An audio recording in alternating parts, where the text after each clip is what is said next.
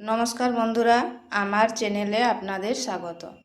তো প্রতিদিনের মতো আজকেও একটা নতুন ধরনের ভিডিও নিয়ে এসেছি। আজ বানাবো বাঁধাকপির পকোড়া। পকোড়া তো অনেক রকম করে খেয়েছেন। এই শীতের সন্ধ্যায় একবার এইভাবে বাঁধাকপির পকোড়া করে দেখুন, খেতে কিন্তু দারুণ লাগে। তো চলুন দেখে নেওয়া যাক আমি কিভাবে বাঁধাকপির পকোড়া করি। এখানে নিয়েছি একটা বাঁধাকপি 4 ভাগের 1 ভাগ। বাঁধাকপিটাকে আমি ধুয়ে নিয়েছি, এরপর এটাকে কেটে নিচ্ছি।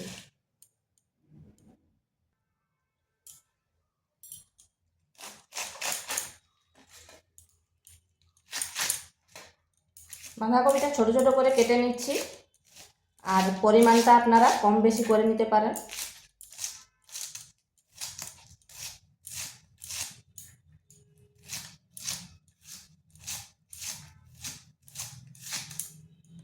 এরকম ছোট ছোট করে কেটে নিচ্ছি। বাঁধাকপিটা কাটা হয়ে গেছে, এখানে দিচ্ছি পরিমাণ মতো লবণ। এরপর লবণটা ভালোভাবে এভাবে একটু চটকে চটকে মেখে নিচ্ছি, তাতে বাঁধাকপির থেকে জলটা বেরিয়ে যাবে আর বাঁধাকপিটা সফট হয়ে যাবে।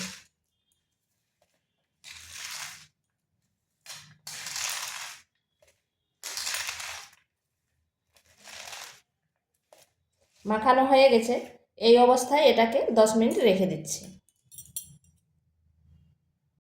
10 মিনিট পর ফিরে আসলাম, এটাকে আর একটু এরকম করে দিচ্ছি।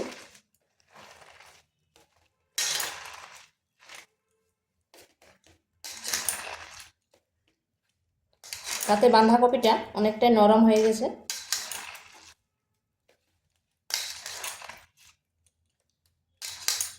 এরপর চেপে চেপে জলটা ঝরিয়ে নিচ্ছি, তাতে কিন্তু পকোড়াগুলো মুচমুচে হবে।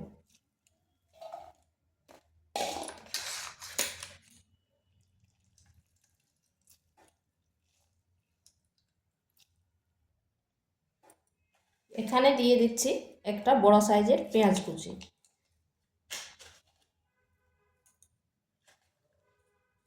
দিচ্ছি কাঁচা লঙ্কা কুচি,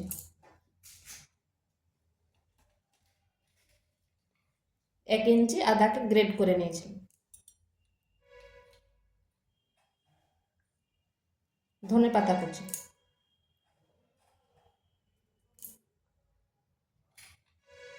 দিচ্ছি পরিমাণ মতো লবণ। যেহেতু আগে বাঁধাকপিতে লবণ দেওয়া ছিল, লবণটা একটু বুঝে করে দেবেন। হলুদ গুঁড়ো, লঙ্কার গুঁড়ো, জিরে গুঁড়ো, ধনে গুঁড়ো। এরপর এগুলো মাখিয়ে নিচ্ছি। ঝালটা অবশ্য নিজেরা বুঝে করে দেবেন, যেরকম ঝাল খান। এরপর এখানে দিয়ে দিচ্ছি বেসন, 1 বাটি বেসন, আর ওই বাটিরে হাফ বাটি চালের গুঁড়ো। যতটা বেসন দেবেন তার অর্ধেক চালের গুঁড়ো। চালের গুঁড়ো দিলে বেশ মচমচে হবে খেতে।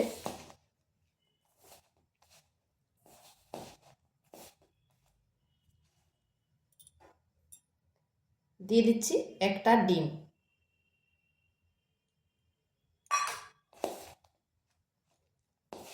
এরপর ভালো করে মাখিয়ে নিচ্ছি। আমার এখানে পরিমাণটা কম আছে, তাই একটা ডিম দিলাম।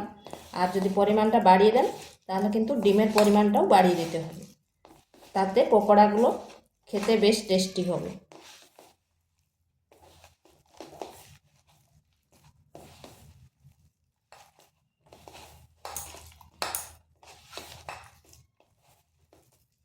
এখানে কোনো জল ব্যবহার করব না, এইভাবে মাখতে মাখতে কপির থেকেও জল ছাড়বে।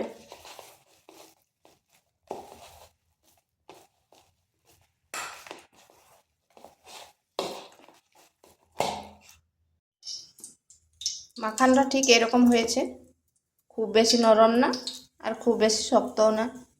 যদি আপনাদের মনে হয় একটু জলের প্রয়োজন আছে, তাহলে সামান্য একটু জল দেবেন।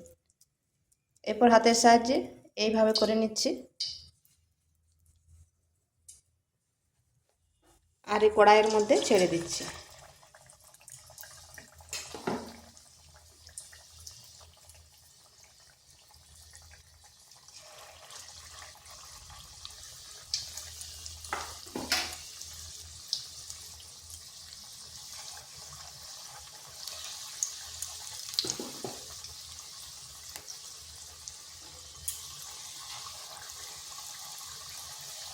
আঁচটা মিডিয়াম টু স্লো আঁচে রাখতে হবে।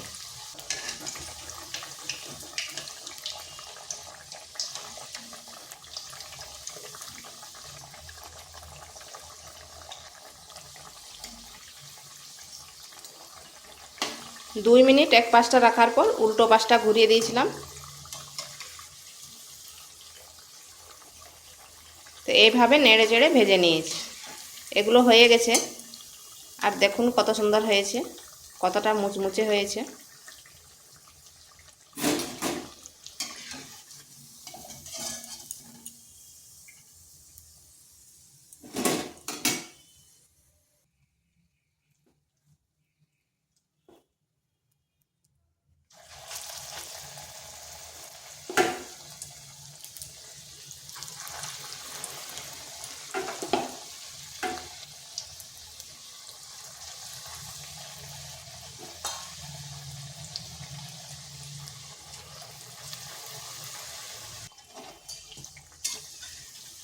তো এইভাবে আমি সবগুলো ভেজে নিচ্ছি। তো বন্ধুরা, এগুলো হয়ে গেছে। আর দেখুন কত সুন্দর হয়েছে আর কতটা মুচমুচে হয়েছে। খেতেও কিন্তু দুর্দান্ত হয়। তো ভিডিওটা ভালো লাগলে লাইক, শেয়ার, কমেন্ট অবশ্যই করবেন।